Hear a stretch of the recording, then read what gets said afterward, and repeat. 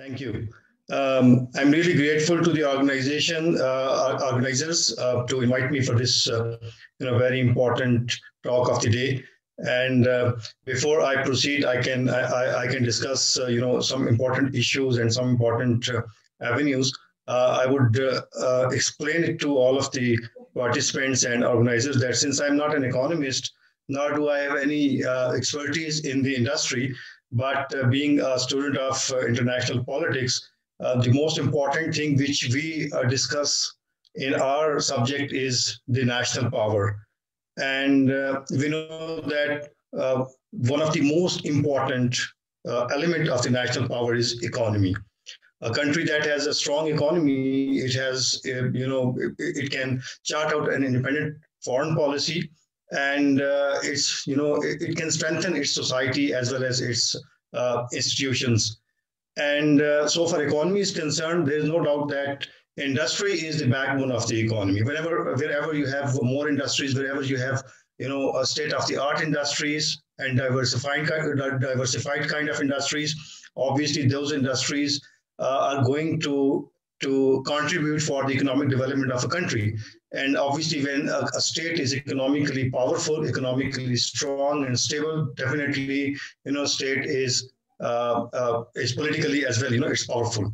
I would start with the Industrial Revolution. Obviously, the Industrial Revolution is very important to recall because that was the main event that led to the industrialization of the world. And we have seen that since the Industrial Revolution, world has grown into so many fields.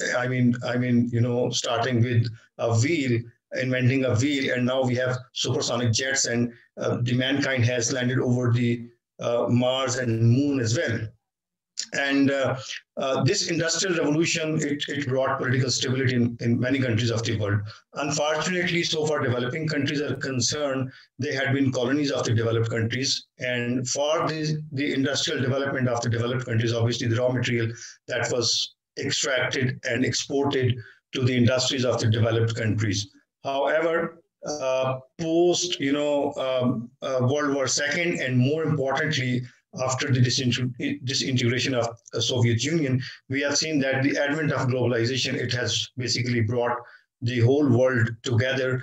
And obviously, it was the outcome of the industrialization and industrial development that happened over the period of years, and it has brought the whole world closer to each other. And now we know that the whole world is into the hands of everybody. The cell phone which we have, it connects us to the whole world. It gives us all the information which we desire, which we need. Now, if you look at the realities of contemporary economics and international economics, I would say, ironically, unfortunately, Pakistan is far behind, the international markets and international economies. For example, if you look at the e-commerce in the whole world, it has flourished, and it has reached to the new heights. And now we have seen, especially during this pandemic, the international community, it is more and more inclined towards the e-commerce. And people, while sitting at the home, they just order their commodities, and they, the companies, they deliver that. Those commodities are those day-to-day use items at the doorsteps of the people. This is happening in Pakistan as well, but we have seen that there are so many issues in Pakistan where the most important thing is that the consumers, they do not know how to use or how to do business through e-commerce. Secondly, in Pakistan, we have seen that there is a problem of maturity of consumer rights. Although we have, consumer rights which have been written over there, there are consumer courts as well. But again, there is no information or, lack of knowledge that is onto the part of the community or society as well.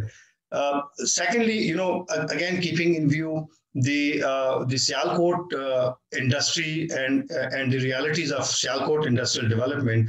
Again, these the industrialists of Sialkot, they have done marvelous jobs. Obviously, they contribute for the most important sectors of industry into the Pakistan. For example, everybody knows that they are very well versed in sports industry, in leather products, and the surgical instruments primarily. And obviously, there are some other few industries which are very much well established in Sialkot. And there's no doubt that the Sialkot Chamber of Commerce, which the documentary also told us that they have established the Sial Air, and they have constructed an international airport through self-help. Obviously, that is these are the two steps.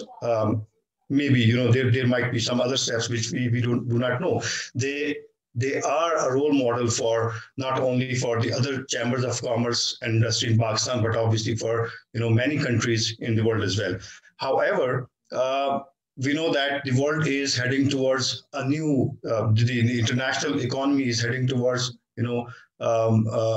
sophistication, or you can say that more maturity. So we have to cope up with the situation, and I think that local online payment mechanism should also be adopted or developed by the industrialists in Pakistan, especially in Sialkot, so that they can overcome the issue of e-commerce.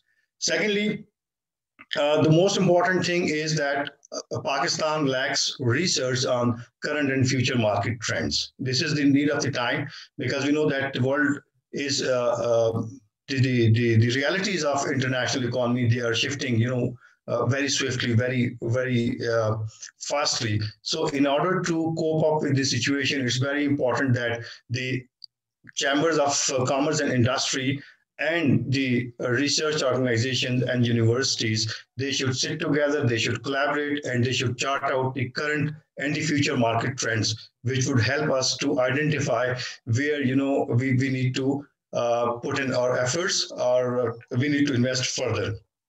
Similarly, the most important again is the public-private partnership, which the world is witnessing right now, and they are focusing upon to that. And we have seen that there are certain sectors in Pakistan where the public and private partnership is growing, but still it is not up to the mark.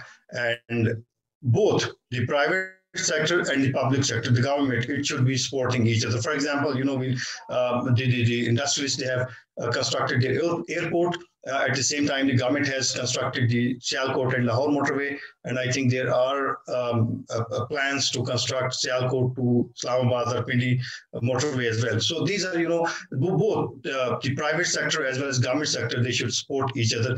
In that way, we'll be achieving the targets. We know that Pakistan is one of the youngest nations in the world, but the problem over here is that we lack technical training. Being an industrialist city, having industries, I'm sure that the youth over there, it should be, aspiring to have more and more, to contribute more and more into the industrial development of that particular region. But I personally think that Pakistan is lacking up to the mark technical training. And for that, I think we can have, contribution from local expertise, as well as we can consult the international consultants as well. And in that context, I think in Pakistan, I have seen one university, that is National University of Technology, that has recently been established in Islamabad. Then we have the Ghulam Isa Khan Institute, similar kind of institution that can be established over there, again, by the Chamber of Commerce and Industry, that would definitely be going to contribute for the further development of their industry. The problem is that in Pakistan, we have still not completed the second cycle of industrial revolution, while we have seen the world has entered into a new era, and the era is artificial intelligence. So this is the time we need to fill this gap. Otherwise, we'll be far behind the international markets and the international economies, and obviously the other industrial countries or other emerging economies at international level, they would fill those gaps. Then the again, when you are going to establish that kind of university, an international standards university in Sialkot, obviously, which is giving technical education, obviously, scientific labs are very important. They need to be established over there because when scientific labs are established, obviously the scientists who are produced out of those labs, they would be in a better position to understand the international standards of the e-commerce or whatever the international markets are demanding. Whatever their standards are, in order to have better understanding of those standards, it's very important that we must produce scientists, and for that purpose, obviously, scientific labs and technological university is the need of the time. Secondly, again, keeping in view the technological advancement, it's very important that there must be certain technological innovations which can overcome the problem. For example, we know that Sialkot is producing one of the most modern and up-to-date surgical instruments which are exported to international markets. But at the same time, we have seen that the world has innovated laser technology for treatment, for surgeries and all these things. So I think, again, here's a need that the surgical industry of Sialkot, it should be looking into, it must be looking, but it should be one of the, my understanding that this is one of the area where we need to focus more and more, and we can do research onto it, that how can we cope up with the situation, where we can innovate certain technologies within the surgical instruments which can be alternative to this modern laser treatment kind of thing. Then another important area which needs attention is the renewable energy. And we have seen that even in China, all the developing economies in the world, where we have seen that the industry, it has flourished over a period of time. And the industry, it has become, modern, and it is competing in international markets. We have seen that the industry of those states, they are focusing upon the renewable energy, and that is the need of the time. And we have seen that whenever there are discussions on to the state level, the new energy system era is one of the top agendas in today's world. Now, again, I have this question that whether the government of Pakistan or the Sialkot Chamber of Commerce, they are taking steps towards this direction or not. If they are taking, this is a very welcoming thing. But if they are not, obviously they need to focus on to it. Then, global branding of the products is also the need of the time. It's direly needed because we know the realities of international markets. The branding is very important, and you might be producing one of the finest products in the world, but since you are not doing branding and marketing, obviously you are unable to grasp the markets over there. So it's very important that we should be going towards the global branding of our products. It would obviously enhance further industrial development in Pakistan and Sialkot as well. Then another important area that needs attention by the government is, government should focus onto the legal protection type of things to the foreign direct investment. I mean, we have seen that many cases of Pakistan are pending into international courts. One of the recent examples is of the Rikodik case, where we have lost billions of dollars. There must be certain kind of legal protection to foreign direct investment. Obviously, the industrialists of Sialkot, they must be having international collaboration as well. There must protection to that particular area as well. And the last recommendation from my side is that industry, it needs automation.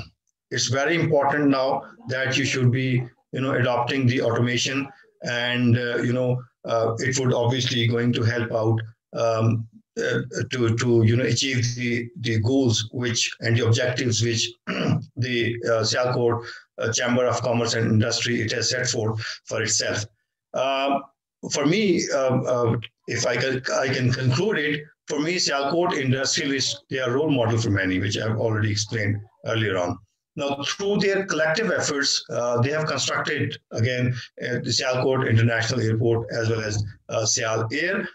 However, there's a long way to go forward to compete in international markets. And obviously, for the sake of competition in international markets, the efforts on government as well as industrialist levels, they are required, and the collaboration on the part of both, definitely it will surely help us to achieve the desired results. Thank you very much, everybody. Thank you.